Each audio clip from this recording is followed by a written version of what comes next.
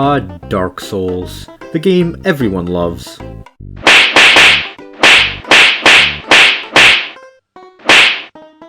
Most of the time.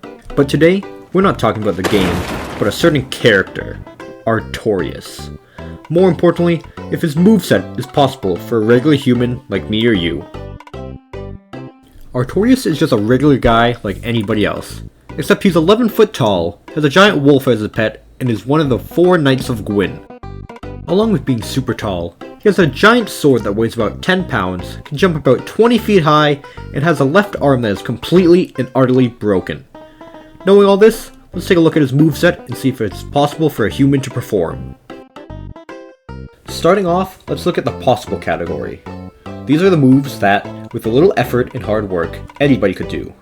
Let's go with the assumption that you're an average height of 5'7", you can hold a 10-pound greatsword, and both your arms are made out of jelly. Let's combine all normal stabs, slashes, and smashes into one category just for the convenience of them being pretty easy for a human to do. As you can see, a greatsword can be swung very fluently and quickly, so the speed of these attacks are possible for humans. The attacks include the roll, stabbing charge, light stab, gliding slash, slashing combo, and 2-hit hurricane swings. All of these are normal slashes and attacks that are thrown out by Artorias. Not much special about them. Now here's where things get more interesting. Savage Leaping Strike is a move where Artorias howls, then leaps to the player to use him as a sheath for his sword. With this move, he jumps about double his height, which is 11 feet tall. The closest a human has ever got to that is Javier Sotomayor, who can jump an impressive 8 feet high. It is plausible then that Artorias could jump this high. You can see before the actual jump, Artorias crouches down to get the most strength to propel him that high. So if a human wanted to perform this move, they would have to jump around 10 feet high. As we see with Javier, who can jump 8 feet high, it isn't out of the realm of possibility, but it's still pretty unlikely for the average human to do. The landing part of the move, on the other hand, is most likely possible. In the ancient times of 700 AD, Vikings were known for their unruly tactics of fighting, being able to slice people in half with a single swing.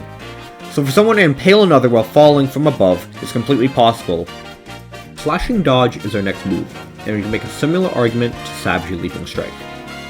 However, this move is performed extremely fast, and there's no wind-up for his jump. There's also a jump that goes backwards, so it's a little harder to compare. This can also be why it doesn't go as high or far as the ladder. But I think it might also be possible. At the very least, the swing and retreat part. There's also another variation Artorias can perform with a roll, but that looks pretty doable, but it also comes out extremely fast. Somersault Smashing Combo has to be one of the most ridiculous moves Artorias can perform. I mean, just read the name. But nevertheless, we can still prove it. Artorias doesn't jump that high here, around the player character's height, which is about 5'6". The problem here is the front flip he performs multiple times and the distance that it covers. The longest front flip ever performed was by Drew Taylor, who flipped around 20 feet. It's almost unbelievable, but the Guinness Book of World Records says otherwise. But they don't always have a habit of finding the most believable things. Being able to front flip with that sword 3 times in a row would require incredible leg and core strength, but I feel like someone would be able to pull it off. Oozing Darkness is one of the more special moves.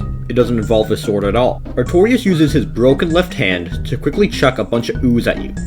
Now there's no real-life equivalent to darkness ooze, but it looks like the same substance that's leaking from his arm, but I would assume it's a mixture of blood and darkness. But I think it's completely plausible to throw blood with a broken arm. I mean, look at that wimpy throw. It also doesn't go that far either, so I think we're in the clear for this one. Last week we have One with the Abyss, where Artorias does this.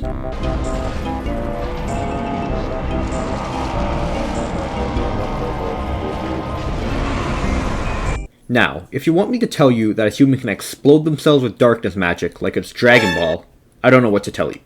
Closest thing you could get is some sort of pyrotechnics. You can see that the player gets pushed away in the blast.